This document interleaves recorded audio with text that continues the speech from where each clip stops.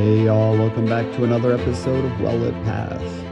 In Psalm 130, we see a blessed testimony of hope, which has kind of seemed to be a theme in these Psalms of Degrees. And that is as it should be, for, just like Israel then, aren't we always in the need of a reminder of where our hope lies? But first, how was your week? Not this last weekend, but the weekend before, I had a speaking engagement tied to a book that I wrote last year. It was for church security specifically, and it was my first time speaking on that subject as a presentation. And I thought the delivery went fairly well, just based on my background and knowledge. The fellow presenter said afterward that it may have come off a little more like a message than a presentation, which is fair. I am a preacher after all. And for the drive home, I kind of let it get to me a little bit. Not in a way of despair, not in a way that made me question things, but just the quiet, nagging way that you kind of start thinking, Lord, am I doing this right? Am I missing something here? Because I don't really know how to convey a biblical truth without making it sound, at the very least, like a lesson on biblical truth. That's just how God has wired me. That's the calling that He's placed on my life. But as I sat here and I wrote today, a little over a week later, I realized something. Maybe that's not the type of ministry that God has called me to. That's not saying that I shouldn't take it as a challenge and improve, because I'll do that anyway. I'll always sharpen the tools that God's given me. But I also didn't write the book with that type of ministry in mind. The goal of the book was focused on men as physical protectors and leaders in their home, church, and community. And while granted that does touch on church security, the focus that God placed on my heart was a passion for Christian men. Specifically, independent Baptist men who want to lead their homes biblically, men who want to be faithful in their churches, men who want to stand in the gap spiritually and physically for their families. That was the heartbeat behind the book. That was the burden that God had given me. So it seemed like a disappointment in the moment. After much prayer and thought, I've realized maybe just God closing a door and focusing my attention back on where He led me in the first place, a ministry to Christian men. That was my goal from the beginning. That was the calling, the burden. And sometimes God has to gently nudge us back to the lane He put us in. Not because the other lane is bad, not because the opportunity was wrong, but because He knows where our greatest effectiveness will be. He knows where our heart beats strongest. He knows where our gifts align with His purpose. So it just tells me that I'll shift my focus back to that. And honestly, there's a peace that comes with that. There's clarity in it. There's a sense of, okay, Lord, I hear you. I see what you're doing. Because how it ties into our passage this week is that the experience was good. It allowed growth. It allowed reflection. It allowed for God to speak. And while it wasn't really a trial or a trouble that I had to endure, it was a blow to my ego that God simply had to be real with me about. He used it to remind me that ministry isn't about me. It is, and always will be, about Him. It's not about my performance. It's not about my delivery. It's not about whether I fit someone else's mold for what a presentation should sound like. It's about obedience, faithful. It's about following the path that He laid out for me.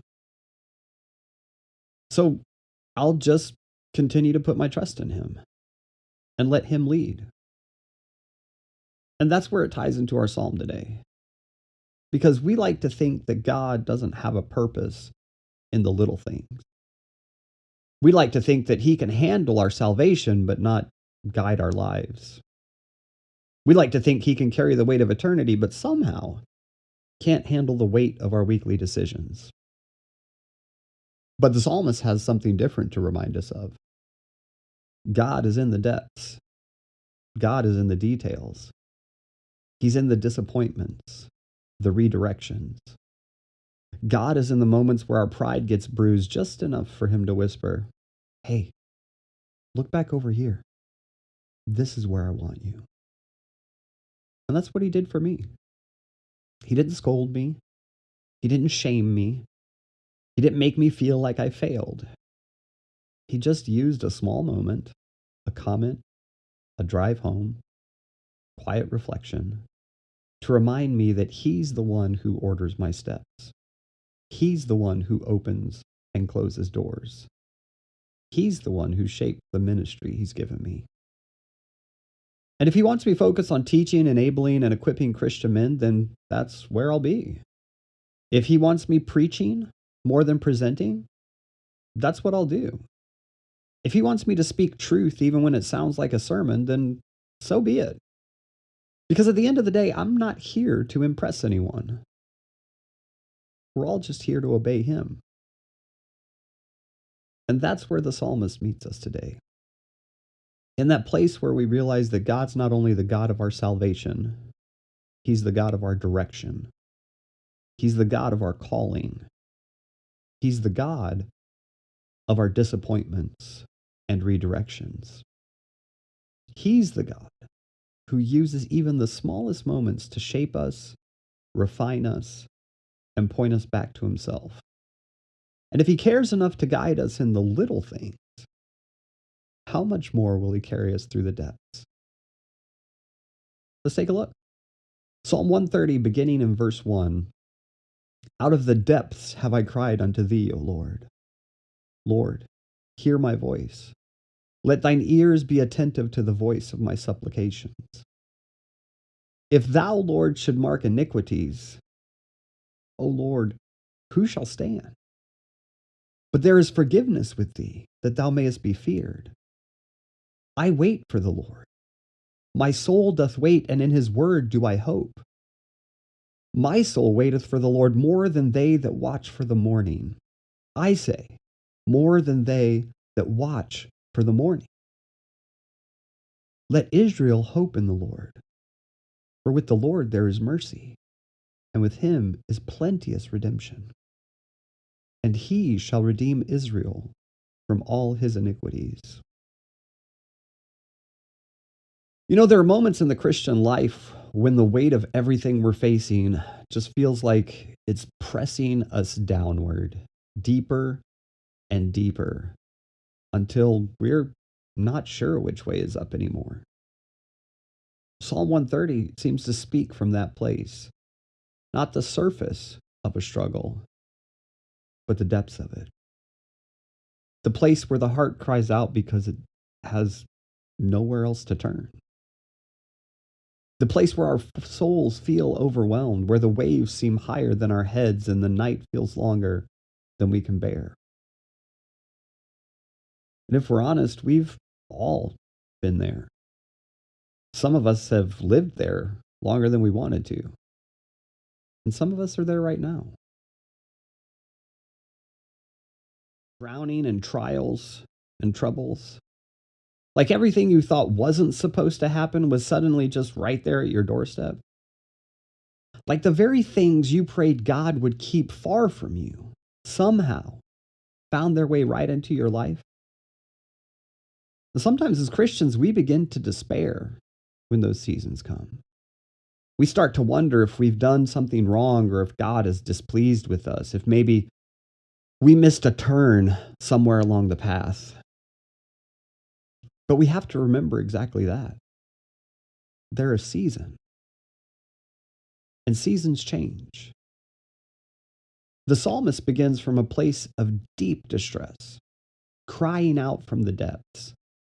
Not from a place of strength, not from a place of clarity, not from a place of victory, but from a place where he feels overwhelmed. Yet even in that place, he knows where to direct his cry. he knows that even when he can't see God working, God's still listening. Even when he can't feel God's presence, God's still near. Even when he can't trace God's hand, he can trust God's heart. And there's beauty in that, in this psalm.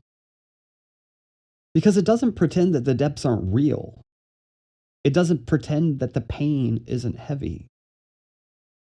It doesn't pretend that the darkness isn't thick. It simply acknowledges that even in our depths, God hears. And that alone is hope. We serve a God who hears us in every season, a God who's with us in every season, a God who will always uphold us by his strong right hand. He is a burden-bearing, cares-taking God. If we would just cast those burdens upon him, the cares won't dissolve away, but we don't have to handle them on our own. And that's the point. Because there's so much we can't handle on our own. There's so much we were never meant to handle on our own. The psalmist reminds us that our sin debt couldn't be handled on our own. If we were to be held accountable for all the sins, all the iniquities that we have ever or will ever commit, we could never stand before the righteous Lord, Jehovah, the only truly righteous one. And that's where the psalm turns from despair to awe. Because the psalmist acknowledges that if God kept a record of every sin, every failure, every moment of weakness, not one of us would stand. Not one. But then he declares the truth that changes everything. There's forgiveness with God. Full forgiveness. Eternal forgiveness. Undeserved forgiveness. It's a blood-bought forgiveness. Forgiveness that washes us clean, that removes our sin as far as the east is from the west, that places us in right standing before a holy God. Forgiveness that we can have if we step forward in faith. And isn't that just like us, though? We stepped forward in faith to believe that he could save us from our unrighteousness, but we won't step forward in faith to cast our cares on him. As if he could handle our eternal sin debt, but not our current struggle. As if the God who conquered death, hell, and the grave somehow can't conquer the anxiety that keeps us up at night. As if the God who redeemed our soul from destruction somehow can't redeem our situation from despair. How often do we let pride or a false sense of the power that God has in our lives step in and rob us of the joy we could have despite the season? If we can trust him with our eternity, certainly we can trust him with the troubles of this life. Even in the darkest of times, when we hope and pray for a light, we're never without that true light that keeps the path before us lit, even if only a footstep at a time. And when you think about it, you can't help but say, how wonderful are the steps of him that leads us and at times carries us through. And how blessed is the dawn when the night has been so long. Has he not said that he will carry us through? Has he not said that he is the light in the darkest of places and in the darkest of times? How great and mighty the Lord our God who can deliver us not just from this life, but from every care or evil that besets us. This is where our hope lies. This is where our trust lies. This is who has loved us and wants to continually remake us in the image of his Son. This is the God who uses our present tribulations to chip away those things that look less like him, to refine us as gold in the fire so that we come forward on the other side looking less like ourselves and more like his Son. That the trial of your faith be much more precious than of gold that perisheth. He's redeemed us. He has set us and made us joint heirs with his only Son. He hasn't withheld any good thing from us. He's our comfort in the trial and in the trouble. So when we're drowning in a season of valley living, we can lift our eyes to the mount of our hope, to the heavens, and then turn and look on the face of a Savior who walks beside us in everything. Never alone, never forgotten. The morning is coming. Psalm 130 is one of the songs of degrees sung by pilgrims ascending to Jerusalem. And if we think about that, this psalm of deep sorrow, this psalm of crying from the depths, the psalm of desperation was sung on the way to worship, on the way to the temple, on the way to the presence of God. And sometimes the greatest worship comes from the deepest wounds. Sometimes our most sincere praise comes from the most painful places. The most powerful testimonies can come from the darkest valleys. And while the psalmist begins in the depths, he doesn't stay there. Oh, he cries out, yes, but he cries upward. He cries toward the one who can hear. He cries toward the one who can help. He cries toward the one who can heal. And then he acknowledges something that we often forget. We don't deserve God's help. We don't deserve his mercy, his forgiveness. But he gives it anyway. Not because of who we are, but because of who he is. And that's why the psalmist moves from confession to confidence. He knows that God forgives.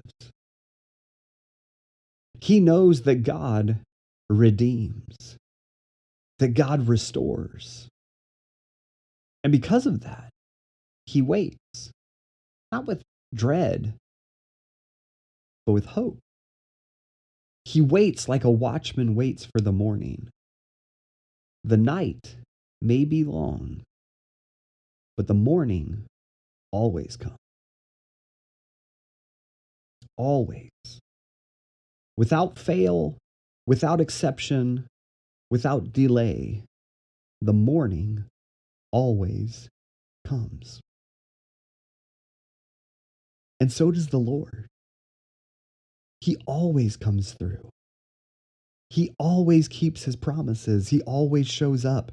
He always delivers. He always sustains. He always strengthens. He always comforts. He always redeems. The psalmist ends with a call to hope. Not hope in circumstances, not in feelings, not in understanding, but hope in the Lord. Because with him, there's mercy. With him, there's redemption and deliverance. Not just enough redemption, plenteous. Redemption that overflows and abounds. Redemption that covers every sin, every failure, every shortcoming, every moment of weakness. So what does this mean for us? It means that we can cry out to God honestly. We don't have to sugarcoat our prayers. We don't have to pretend we're okay when we're not. We don't have to hide our hurt or mask our fear. God's not intimidated by our honesty. He's definitely not offended by our weakness. And you can bank on it that He is not surprised by our struggle. It means we acknowledge our need for mercy.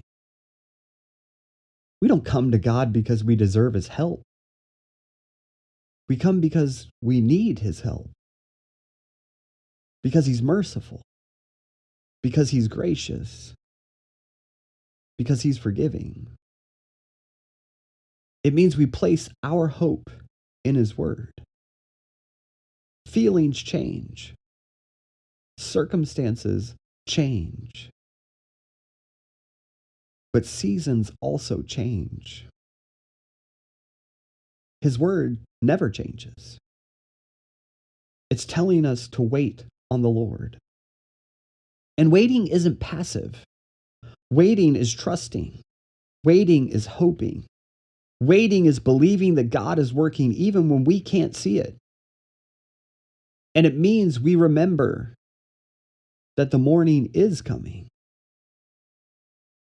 The night may be long, but it's not eternal.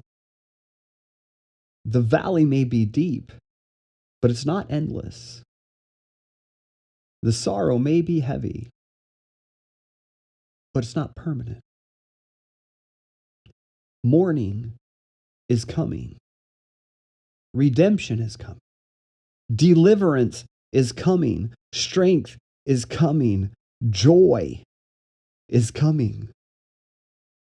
Because He is coming. So when you find yourself drowning in a season of valley living, lift your eyes to the mount of our hope. Look to the heavens.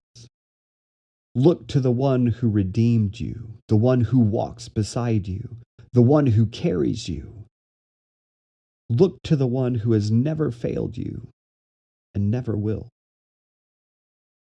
Never alone, never forgotten, never forsaken. The morning is coming. And when it comes, what you're going to see is that He was with you in the depths the whole time. Thanks for walking with me a while as we read the Word together. Won't you join me again next week? And we'll walk just a little further. If you like the podcast, go ahead and hit that follow button. If you have any questions about salvation or general podcast questions, please reach out to us via email at podcast@lakeworthbaptist.org. Follow us on Instagram and Facebook by looking for Hammer and Quill _publications.